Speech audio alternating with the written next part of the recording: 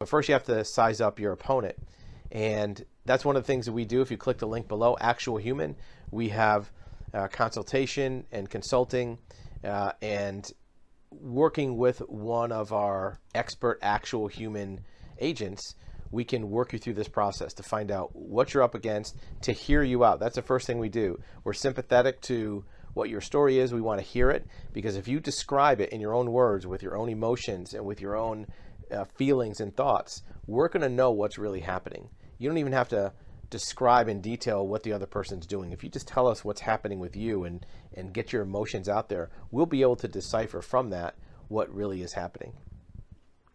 So once that's done, then there's the decision: do you want to battle them or do you want to be diplomatic? Sometimes it's a hybrid. You want to start being diplomatic and you do good cop, bad cop. You start being a little bit nice, see what they do, and then take that away and then take action against them.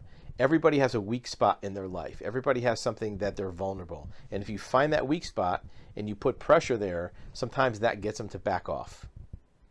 Sometimes that gets them to say, hey, this isn't worth the trouble because I could lose more than I gain. Everybody has something they could lose.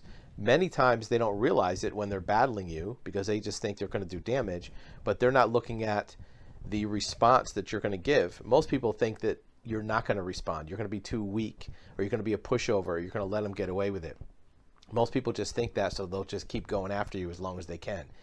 And once you start coming back, a lot of times they'll stop. Oh, I'm sorry, and they'll back up. You have to push a little farther so it doesn't pop up again. It's like if you have a weed growing in your yard, you can't just pull off one leaf and expect it's going to stop growing and die. You have to pull out the weed and get rid of it so it doesn't come back. And if you have somebody messing with you in your life, friend, relative, colleague, or what have you, you want to crush that combativeness.